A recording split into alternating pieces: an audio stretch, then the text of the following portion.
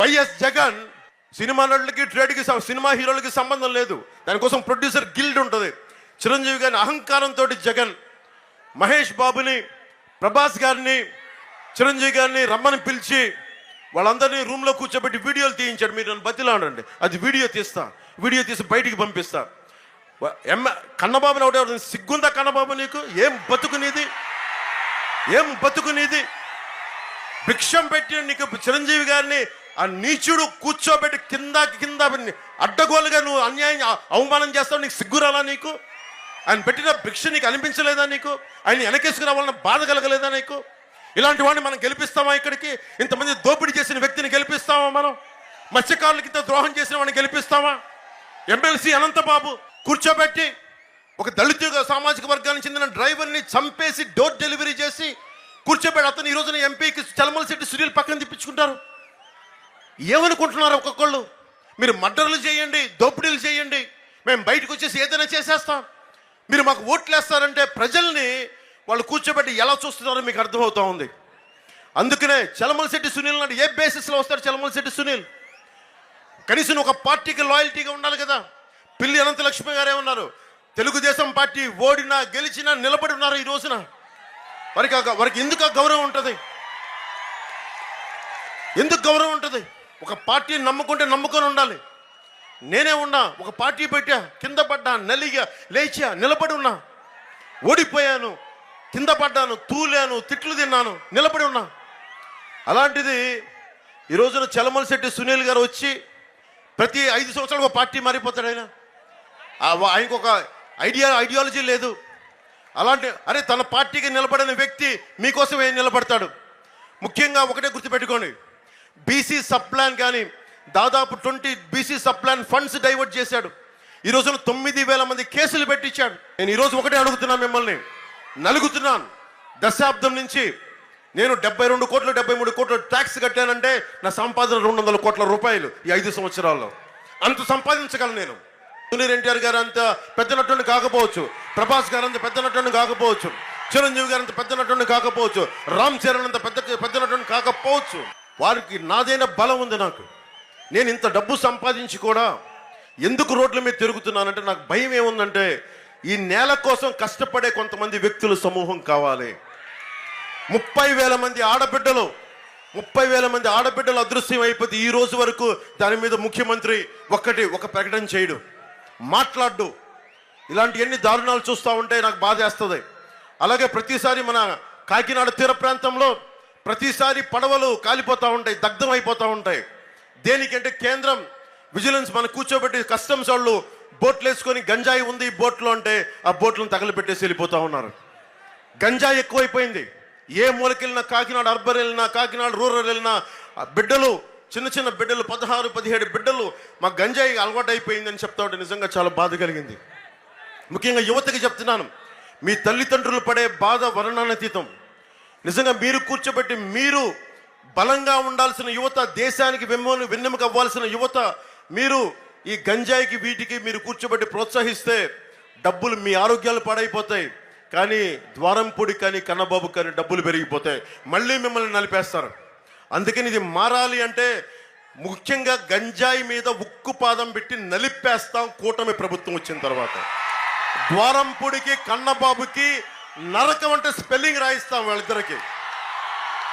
అందుకే నేను పిఠాపురం నుంచే చేస్తున్నా, తూర్పుగోదావరి జిల్లా నుంచే పోటీ చేస్తున్నా. వీళ్ళు అంతు తేల్చడానికి, వీళ్ళ సంగతి తేల్చడానికి ఉన్నాను ఇక్కడ.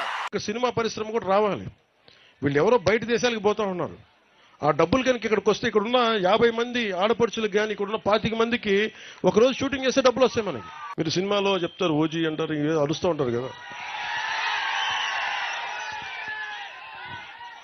నా స్వప్నం, నా కళ విను, నా స్వప్నం, నా కళ నా ఒక్కడి కోసం కాదు, నా ఓజీ కోసం కాదు, సినిమా కోసం నేను ఎప్పుడు కలగన్నా. నేను దేశం కోసం కలగన్నా, దేశంలో ఉన్న ప్రజల కోసం కలగాను.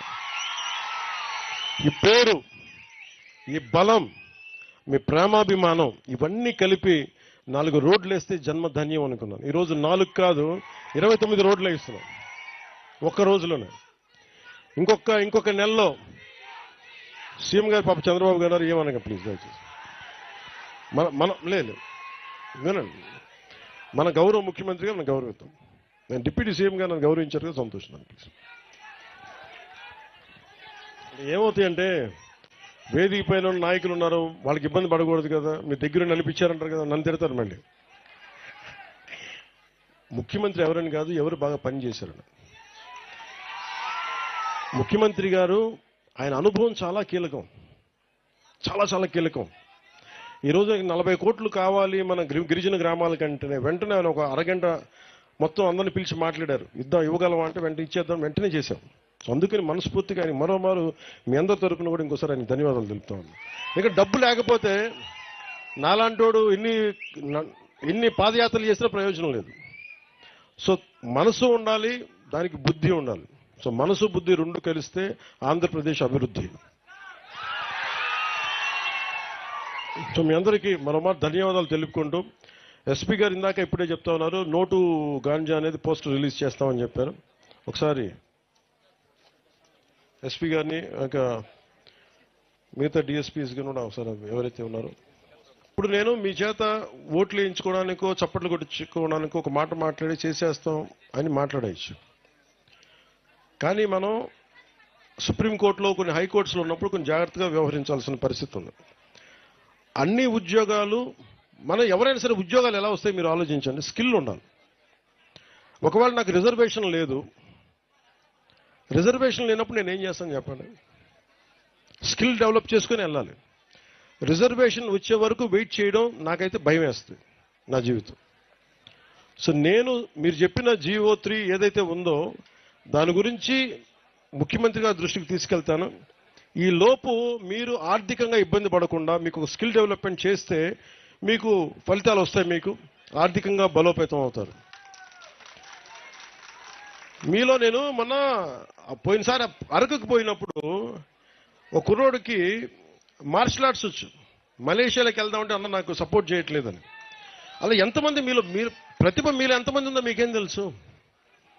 మిమ్మల్ని మౌంటైనీరింగ్ పంపించామనుకోండి, మీరు ఒకటి తెన్సింగ్ నాకేలా ఉన్నారేమో. మీ ప్రతిభ పాఠవాల్ని బయటికి, మీ సమర్థత బయటికి తీయాలి.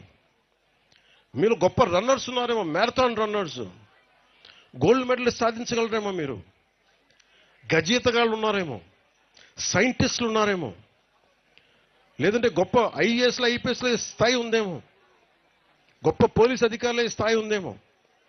ఇవన్నీ మనకు తెలియదు కదా.